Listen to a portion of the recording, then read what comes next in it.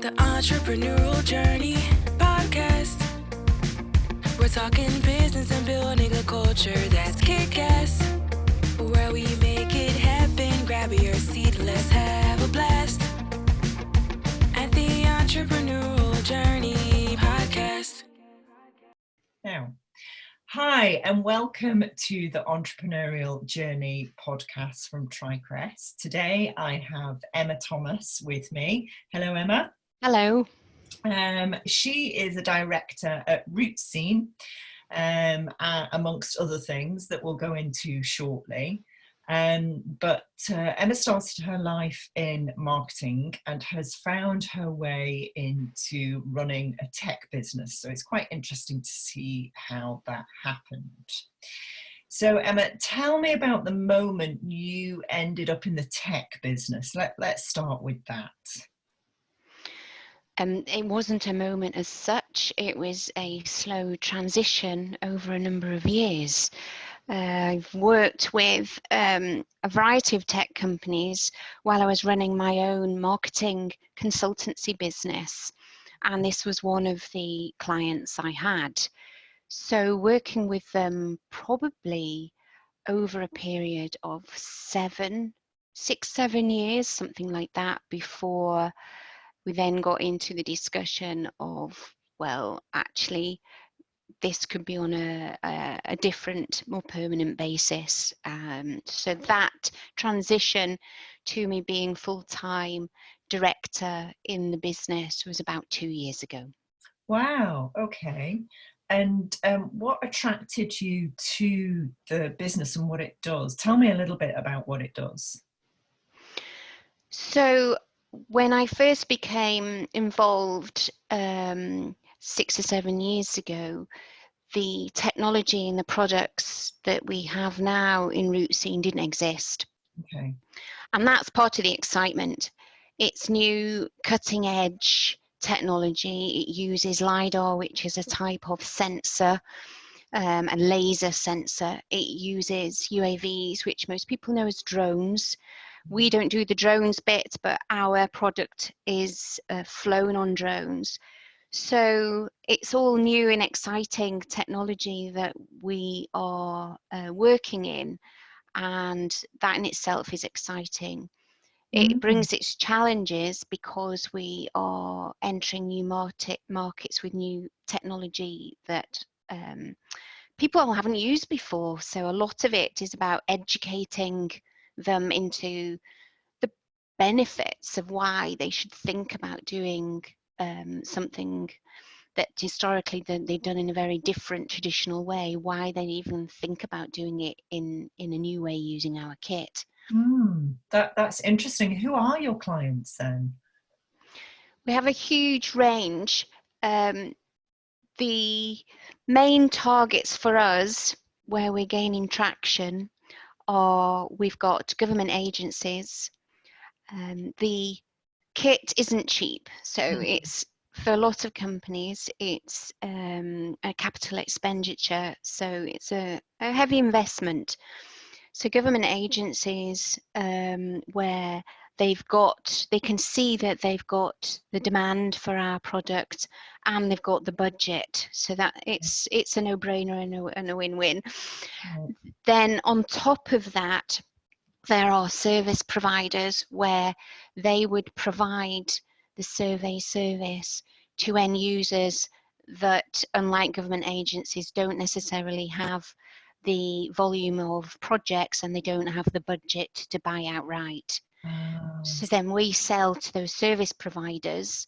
Typically it's UAV, the drone service, the companies, the pilots, or it's survey service, traditional survey service companies, and then they then provide the service. Oh, I see. And what does the technology then give the clients or allow them to do differently? So there's a number of interesting aspects to that, and the first one is that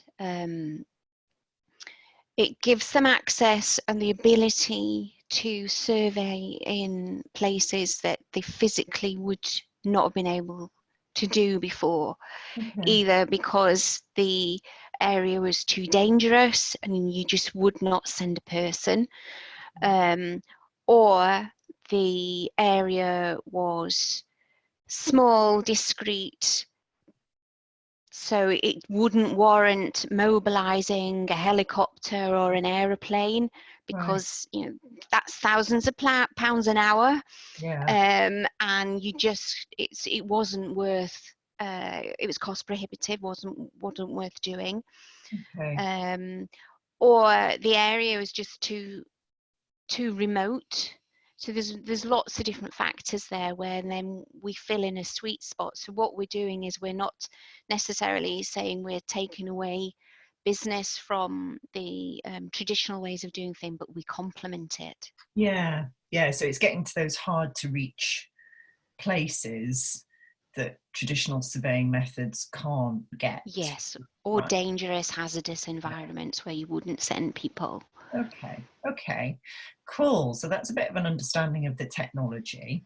From marketing to technology, I'm curious to know, and I'm sure our listeners are curious to know, is what normally I'll ask what the scariest moment in business is, but at this stage I want to find out from you what have been the steepest learning curves making that transition from being a sole trader, a freelancer in marketing, to a director of a tech business. The answer might not be what you expect, which was it was actually the scariest bit was giving up my own business, Oh, because I had 100% control, okay. and where I took that business was up to me. Mm-hmm. That was the scariest thing, because I'm now in a bigger business with huge potential. It's not just me, and therefore there's lots of dependencies on other people. Where it was literally just me before, so and the buck stopped with me and my decisions stopped with me. So this is very different. That was the scariest thing. Everything else, I mean, I worked with many different clients while I was doing my own marketing consultancy, and they range from charities to trade associations to tech companies to lawyers. So I was used to having to think on my feet, be agile, think about different sectors, not be phased by the complexities of different sectors, the jargon. You just can't be phased by that. So then I just looked at this as another customer in a way. That's really interesting. And a lot of freelancers, people who are sole traders, been on their own for a while, because you're on your own for about 10 years, weren't you? Yeah. Think that they don't have transferable skills. And it's just not true, is it? It's not true at all. And it No. is all about that. It's the soft skills, that mindset, being flexible, being agile, adaptable, being able to just pick anything up and run with it, and be confident in your own abilities and not scared that, well, actually, I don't know anything about this sector, so I can't do it. Why not? Because that's what you do as a freelancer. You go into all sorts of scenarios and environments, and you take it in your stride. This is just the same. Oh, okay, good. I think that's heartwarming for people out there, definitely. And now, what do you love about being part of something bigger then, Emma? I am definitely learning something new every day, sometimes every hour of every day, which the pace and trying to keep up is a challenge. It's a good positive one, but it's certainly a challenge. And I think it's the potential. It's very exciting to be in part of something that has got huge potential. The potential is global. We can make this whatever we want to make it. So that's really exciting. That is really exciting. Yeah, it is really exciting. So what don't you like about being a director of a bigger business? because we are in it, it's scaling at the moment, and we're looking to grow substantially. It's at the moment, what has to happen is putting all of the detailed processes and systems in place. When you're small, you can get away with it, and when you're one person, you can get away with it. When you suddenly get to a certain size, and the order book and the revenue and everything gets to a certain size, having efficient systems and ways of doing things so that everybody knows what to do, so that it's efficient, but also so that they know who's doing it, whose role is what, that suddenly becomes really important. And if you don't then start thinking about that and putting that in place, it actually inhibits growth. So that's the bit that we're at. I just personally, my nature as a strategic marketer, looking at big vision and getting excited by potential, to have to put my head into nitty-gritty detail, that's sometimes hard. It is hard. I'm gonna disagree with you and say even the small businesses would benefit in getting those processes at least thought through before they grow, and that's what our platform is about. That's what TriCrest is about, is getting those things in place even before you grow, so that the growth is less painful. I agree with that. I think it depends what you're doing. I was just thinking with my Roots Scene hat on that we were so busy in research and development and designing and developing and making the product, that if you don't have a product and it doesn't work, forget everything else. True. So I think it depends on your business as to how quickly you can move to the processes and systems stage. Yeah. No, it's interesting. Very interesting. Okay. Who inspires you, Emma? Nobody in particular. Honestly. I talk to lots of people, and it's just little nuggets of information and things that they say about little things they've done. And I go, I can see that. I can see how that would work. And then I come back and I implement that. That's the kind of stuff I love, rather than some amazing guru that I'm going to follow. That doesn't really float my boat. But talking to people where they've been there, done it, and gone, this is what worked for me. That's the stuff I love. And do you know, that's what our Entrepreneurial Journey podcast is all about. We've never interviewed anybody who's, made it or exited with millions. We only interview people who are currently on that journey, so that they get exactly that, Emma, those little nuggets, those little tidbits that other people have tried and gone, do you know, this helped us, or this mindset did this. And that's the purpose of this podcast. And I know you've been to see a friend of ours who actually will be on a podcast soon, who's been really helpful recently around building revenues, hasn't he?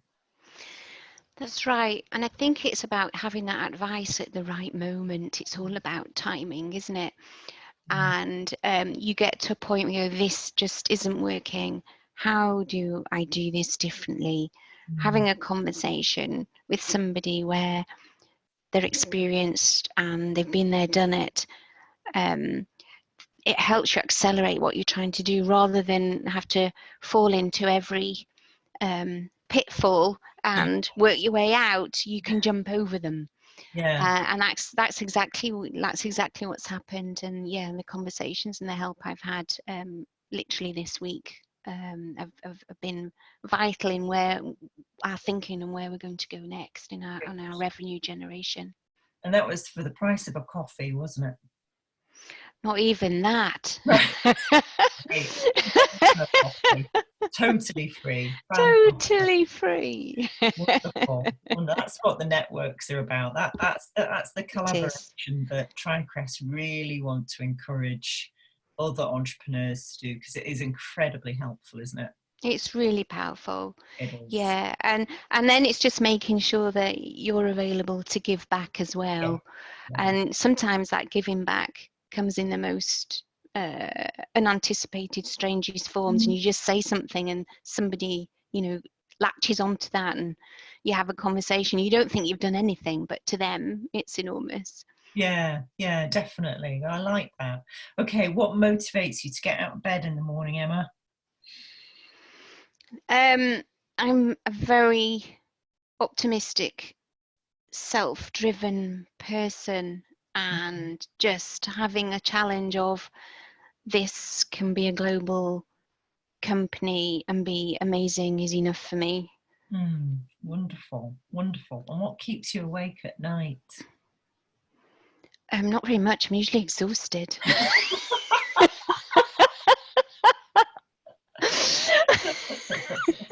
The thing is having a mechanism to switch off, or else I would. So Okay. it's having that something where you compartmentalize and leave the work behind.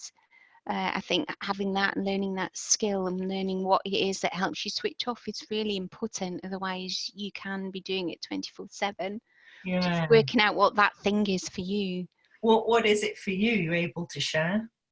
It's a mix of, well, you go home and straight into being a parent, and the trials and tribulations and joys that come with that. Yeah. Typically food on table, chauffeuring to various social events or what have you, that definitely disengages brain. Exercise, that's another one. Oh. That's really key. Swimming, yoga, um, just get in the zone of that, and then that helps switch off very quickly. Do you know what I've discovered recently to switch off in the evening? Go on. And it's not wine, it's knitting.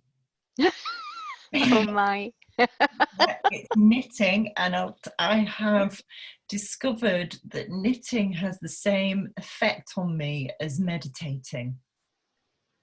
Amazing. Yeah, that's how I did. So there has to be kind of that break, doesn't there, between Yes. work. Then, if you have got kids or a busy social life, you're busy with that, but there has to be that sort of quiet bit somewhere to let your brain go still. And I've discovered that knitting does that. So, Downtime. Yeah, yeah. it is. It's discovering what that is. It's reading for me. I Ah, go through an enormous amount of novels, right, read right. every evening. Okay. What are you reading now? Oh, it's called The Tiger's Wife. Oh. Yeah, it's very interesting. Eastern European Civil War. So kind of, it's fiction, but kind of based on Yugoslavia conflict. So it's really, really interesting. And tigers escape from the zoo, and yes. It's a The whole zoo gets bombed, and brilliant. Brilliant. I Okay, can't say anymore. It sounds a bit strange, but it's really good. good. And if Root Scene was a business, what kind of personality would it have?